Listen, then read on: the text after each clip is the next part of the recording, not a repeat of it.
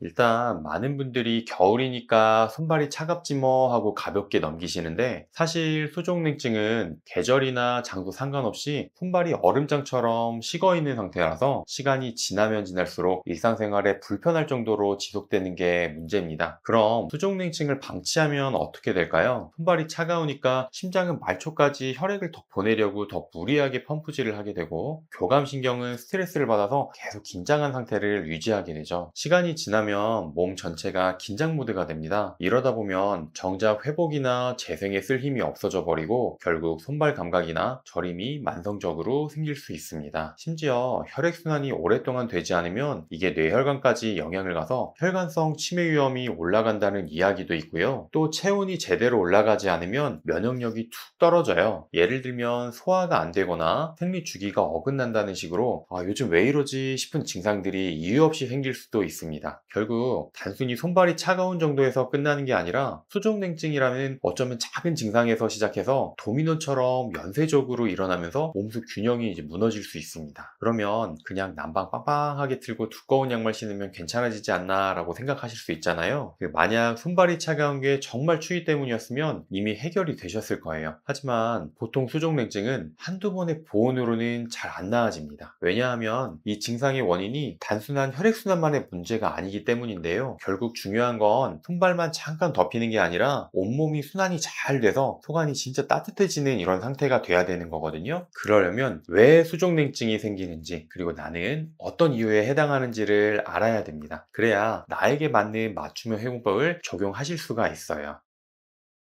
우리가 막 심장이 약해서 피가 끝까지 못하나 정도로 생각하기 쉬운데, 사실은 심장보다는 우리 몸의 여러 곳에서 열이나 피가 막히는 상황이 많습니다. 물론 가장 쉽게 생각나는 건 혈액순환으로 인한 체온의 문제일 텐데요. 몸이 전반적으로 차가워지면 말초혈관이 쉽게 수축되고 손발처럼 멀리 떨어진 끝부분까지 혈액이 잘 돌지를 못하게 되죠. 그래서 다른 곳은 괜찮은데 손발만 유난히 시리다고 느끼게 되는 거예요. 두 번째는 복부냉증입니다. 위장이나 자궁이 차갑다고 표현할 때가 있잖아요. 몸의 중심부가 이 온기를 지켜주지 못하면 손끝이나 발끝 같은 곳은 더 냉해질 수밖에 없거든요. 평소에 소화가 잘 안 되고 배가 자주 불편하신 분들이라면 수족냉증을 겪는 빈도도 확실히 더 높아지게 되죠. 복부 온도가 떨어지면 혈액순환뿐만 아니라 소화 흡수 능력까지 떨어지기 때문에 다시 수족냉증이 심해지는 악순환이 반복될 수 있습니다. 세 번째 원인은 상열한, 즉 위는 열이 몰리고 아래는 냉한 상태예요. 스트레스나 화, 긴장 같은 것들이 이 가슴 위쪽에 열을 쌓아두고 발이나 다리 쪽에는 열을 거의 못 보내게 되는데요. 그러다 보면 머리는 뜨거운데 정작 발은 차갑게 식게 됩니다. 이런 분들 특징이 밤에는 가슴이 답답하고 얼굴이 화끈거려서 잠을 설치게 되시고요. 어렵게 잠이 들어서 자다 보면 새벽에는 발이 시려서 뒤척이는 경우가 또 많습니다. 네 번째는 체액 부족입니다. 말 그대로 혈액과 체액이 충분해야 따뜻한 피가 이 말초까지 다 닿을 텐데, 물을 적게 마시거나 다이어트로 영양소가 부족해지면 손발까지 온기를 보내기가 어려워져요. 특히 피부 건조나 변비가 잦은 분들은 이 문제를 꼭 확인해 보셔야 합니다. 그리고 평소에 커피나 찬 음료에 너무 익숙해지면 혈관이 수축돼서 더 춥게 느껴질 수도 있으니까 미온수나 따뜻한 차로 바꾸는 것만으로도 수족냉증이 나아질 수 있습니다. 마지막으로 말초혈관 자체가 손상되거나 노화되는 경우입니다. 당뇨나 고지혈증, 갑상선 저하증 같은 병이 있으면 모세혈관이 잘 망가져서 조금만 추워도 손발이 얼어붙고 작은 충격에도 감각 이상이 생기기가 쉬워요. 이럴 때는 아무리 외부에서 열을 공급해도 손끝 발끝이 금방 식어버리니까 힘들 수 있습니다. 결국 수족냉증을 해결하려면 왜 내가 손발이 차가운지를 먼저 알아야 합니다. 원인을 정확히 모르고 핫팩 붙이고 난방 세게 하면 되겠지라고 생각하시면 오히려 증상이 심해질 수가 있어요. 아직 초기에 손발이 잘 차가워지네 이렇게 싶을 때 원인을 좀 찾아보시고요. 거기에 맞춰서 생활 습관을 바꾸면 충분히 개선할 기회가 생길 수 있습니다. 예를 들어서 혈액순환과 체온이 떨어져 있으면은 저녁에 스트레칭이나 가벼운 운동을 좀 해주시는 게 좋고요. 복부가 차가우신 분들은 생강차처럼 속을 따뜻하게 해주는 식품을 드시고요. 상열 하한이신 분들은 반신욕보다는 족욕이 효과적입니다. 그리고 가볍게 어깨와 등 스트레칭으로 윗열을 좀 내려주시면 더 좋고요. 말초혈관 손상이 의심되면 기저질환 치료와 근력 운동이 필수가 되겠습니다. 그러면 이렇게 생활 습관을 개선하는 것 말고도 수족냉증을 조금 더 빠르게 완화시킬 수 있는 방법이 있을까요? 수족냉증이 있으신 분들이 드시면 정말 좋은 세 가지 음식에 대해서 제가 말씀드리겠습니다. 사실 비싼 영양제나 보약 같은 거 말고도 이 음식만 드셔도 정말 많은 분들이 금방 좋아지시니까요. 주변에서 쉽게 구할 수 있는 이런 재료들이니까 꼭 한 번씩 드셔보시면 좋습니다. 첫 번째는 계피입니다. 계피는 흔히 수정과나 디저트에 들어가는 향신료로 알고 계시잖아요. 사실 주변에서 흔히 볼 수 있는 이 계피에 몸을 따뜻하게 해주는 성질이 있어서 혈액순환에 아주 효과적입니다. 계피 속에는 신남알데하이드라는 성분이 혈관을 확장시키고 혈액 흐름을 원활하게 만들어주거든요. 특히 차로 마시면 온몸에 따뜻한 기운이 돌면서 손발이 차신 분들에게는 상당히 좋습니다. 그래서 저는 이렇게 손발이 차갑다고 하시는 분들한테 커피나 차를 드실 때 계피가루를 한 꼬집 넣어서 드시거나 생강과 함께 끓여서 계피 생강차로 드시라고 그렇게 말씀을 많이 드리고 있어요. 매운 향이 싫으시다면 꿀을 살짝 넣어서 드시면 더 맛있게 드실 수 있습니다. 두 번째는 부추입니다. 부추의 별명이 몸속의 천연 보일러잖아요. 부추 안에 들어있는 황화아릴 성분이 신진대사를 활발하게 만들어주면서 우리 몸 중심 온도를 올려준다고 합니다. 특히 최근 호르몬 변화나 빈혈로 인해서 손발이 차신 분들한테는 상당히 좋습니다. 레시피는 편하게 드시면 되는데 비빔밥을 드실 때 부추를 넣어서 드신다거나 찜이나 탕을 끓일 때 부추를 같이 넣으시면 좋습니다. 대신 부추는 너무 많이 익히지는 마시고요. 적당하게 조리하시거나 무쳐서 드시는 게 알싸한 향과 함께 영양소를 더 살릴 수 있으니까 너무 익히는 거는 피해 주시는 게 좋습니다. 마지막은 대추입니다. 대추는 천연 신경 안정제라고 불릴 만큼 스트레스와 교감신경 흥분을 가라앉히는데 도움이 됩니다. 교감신경이 높아지면 말초혈관이 수축하면서 손발이 더 차가워지니까 이걸 완화해 주는데 역할이 꽤 중요한 셈이죠. 대추차를 하루에 한두 잔씩 드시면 스트레스가 줄면서 손발이 덜 시린 느낌을 받으실 수가 있어요. 아니면 그 전자레인지에 한 1분씩 앞뒤로 살짝 돌려서 대추칩처럼 바삭하게 만들어서 간식처럼 드시는 방법도 있습니다. 확실히 몸이 노곤해지는 느낌이 들면서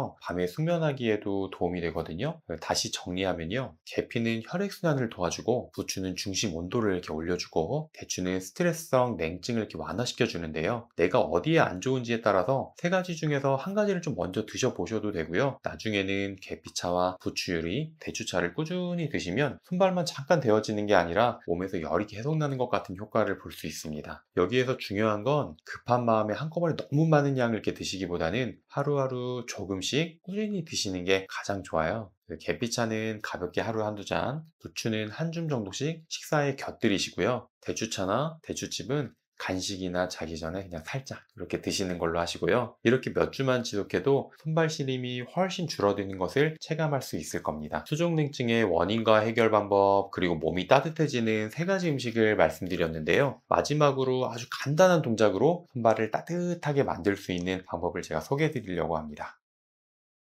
먼저 권해드리고 싶은 건 손목, 발목 스트레칭이에요. 의자에 앉아서라도 손목과 발목을 위로 3초, 아래로 3초 꺾어주는 동작을 10번씩만 해보세요. 혈액이 훅 돌면서 손발이 조금 따뜻해지네 라는 느낌을 바로 느끼실 수 있거든요. 제가 계속해서 강조하는 점이 손을 겉에서부터 따뜻하게 할 생각보다는 안에서 피가 돌아서 손이 점점 따뜻해져야 한다는 점인데요. 이 동작만으로도 엄청 간단하게 손에 있는 혈액순환을 도와줄 수가 있으니까 정말 쉽고 효과적인 방법이라고 꼭 추천해 드립니다. 두 번째는 손톱 지압도 생각보다 효과적이에요. TV를 보실 때나 지하철로 이동을 하실 때 지금처럼 유튜브를 보실 때 엄지검지로 반대 손에 있는 이렇게 손톱을 지압을 해주시는 건데요. 각 손가락마다 한 5번 정도씩 해서 손끝 뿌리부터 끝까지 이렇게 지압을 해주시면은 이것도 굉장히 시원합니다. 막혀있던 말초혈관이 살살 풀리면서 손이 따뜻해지실 겁니다. 마지막으로 알려드릴 건 모세혈관 운동인데요. 바닥에 누워서 팔과 다리를 쭉 들어 올리고 파닥파닥 물고기가 듯이 가볍게 이렇게 흔들어 보세요.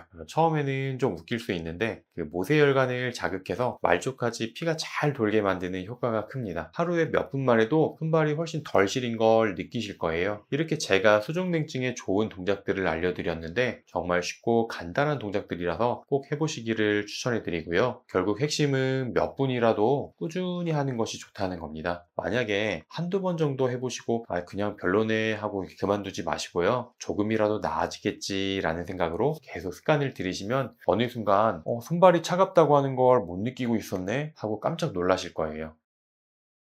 지금까지 수족냉증의 대표적인 원인부터 도움이 되는 음식과 생활 습관들을 쭉 살펴봤는데요. 결국 수족냉증은 손발만의 문제가 아니라 몸의 전체적인 균형과도 되게 깊이 연관이 되어 있다는 게 핵심입니다. 손발이 시릴 때 외부에서 온도만 높이려고 하면 정작 내부 장기나 혈관 같은 건강은 방치하게 되거든요. 그 계피, 부추, 대추 같은 따뜻한 식재료를 꾸준하게 드시고요. 손목, 발목 스트레칭이나 반신욕 같은 방법으로 내 몸 안 안팎에서 동시에 열을 만들어줘야 정말 따뜻해진 손발을 유지할 수 있습니다. 물론 모든 방법이 하룻밤 사이에 효과를 내진 않을 수 있어요. 특히 이미 손발 저림이나 만성 피로가 심하신 분들은 갑상선이나 당뇨, 빈혈 같은 기저질환이 숨어 있을 수 있으니까요. 병원에 가셔서 전문적인 상담을 받으시는 걸 추천해 드립니다. 오늘 영상은 병원에 가기는 애매하고 집에서 쉽게 해결할 수 없을까 하시는 분들을 위해서 작은 습관과 변화로도 바꿀 수 있는 방법을 알려드렸습니다. 앞으로도 제 채널에서 건강과 관련된 정보를 말씀드릴 테니까요. 구독과 좋아요 눌러주시고요. 궁금한 점은 댓글로 알려주시면 저도 함께 고민하고 좋은 팁을 많이 전해드리겠습니다. 오늘도 끝까지 시청해주셔서 진심으로 감사드립니다.